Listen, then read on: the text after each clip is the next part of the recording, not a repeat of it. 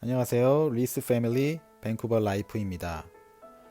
오늘은 이곳 캐나다 밴쿠버의 코로나 상황에 대해서 얘기를 좀 해볼까 합니다.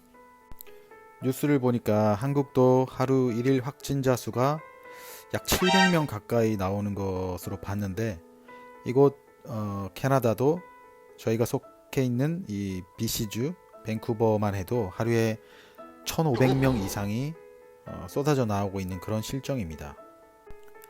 불행 중 다행인 것은 캐나다도 지금 코로나 백신을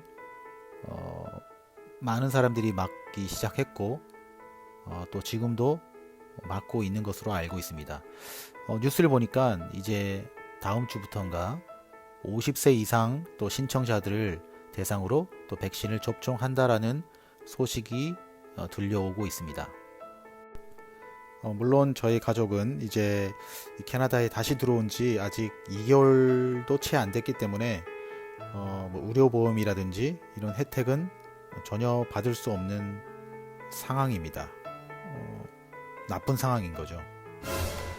그리고 오늘 제가 이 코로나에 대해서 하고 싶은 얘기는 아이들의 학교에서 일어나고 있는 코로나 확진자 발생과 또 이를 대처하고 대응하는 학교의 어떤 처리 방식에 대해서 적지 않게 충격을 받았다고 해야 할까요?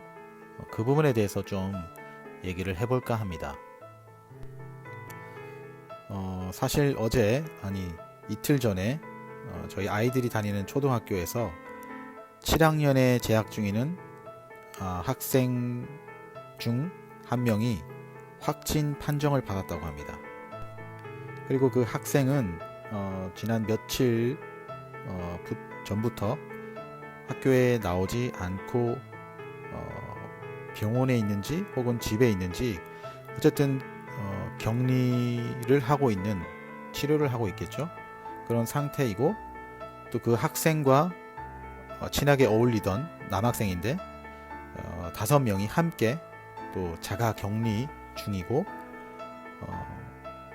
또 이제 그 검사를 받았다라는 얘기를 학교 측으로부터 전해 들었습니다. 불행 중 다행인 것은 그 한 명의 학생을 제외하고 나머지 아이들은 검사 결과 음성이었다라는 소식도 들었습니다.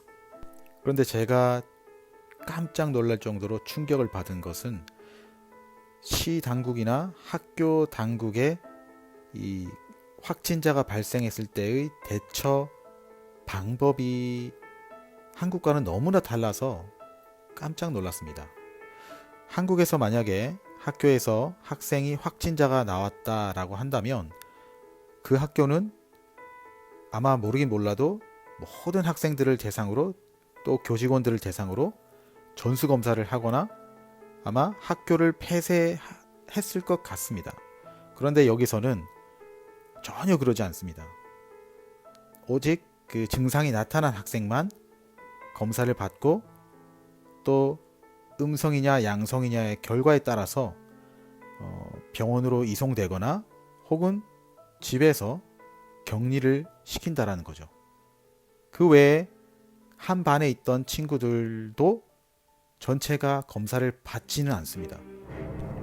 단지 그 확진을 받은 그 아이 앞뒤나 양옆 주변에 있던 혹은 그 아이와 친하게 지냈던 그 아이만, 그 사람들만 검사를 받게 한다라는 거죠. 그리고 그들이 검사를 받고 음성이 나오면 다시 학교에 나올 수 있습니다. 물론 지금은 그 확진자 학생 한 명 외에는 다른 확진자는 나오지 않고 있지만 그 아이가 어떻게 언제 누구와 접촉을 했는지 모르는 상황이기 때문에 아마 학생들뿐만 아니라 모든 학부모들도 또 교직원들도 염려하고 걱정하고 있겠지요. 물론 아이들이 마스크를 하고 매 순간 자주 또 교실에 세면대가 있기 때문에 손을 씻고 또 손소독제가 비치되어 있어서 소독을 잘 했다고 한다 하더라도 저의 입장에서 그리고 학부모의 입장에서는 상당한 우려가 되는 부분이 아닐 수가 없는 것 같습니다. 물론 그 염려가 되는 학부모들은 자신들의 아이들을 학교에 보내지 않을 권리는 있습니다. 근데 저희도 아이들을 학교에 다시 계속 보내야 되나 말아야 되나 사실 고민이 되고 있습니다. 여러분의 생각은 어떠신지 궁금합니다. 과연 캐나다가 이렇게 코로나 확진자를 대처하는 이런 방법 이런 것들이 합리적인가요? 아무튼 오늘은 여러분과 함께 캐나다의 코로나 1일 확진자 상황과 또 아이들의 학교에서 발생한 확진자를 대처하는 방법과 방안에 대해서 여러분과 함께 나누어 보고 싶었습니다. 여러분도 건강 조심하시고요. 하루속히 이 코로나가 빨리 종식되었으면 좋겠습니다. 감사합니다.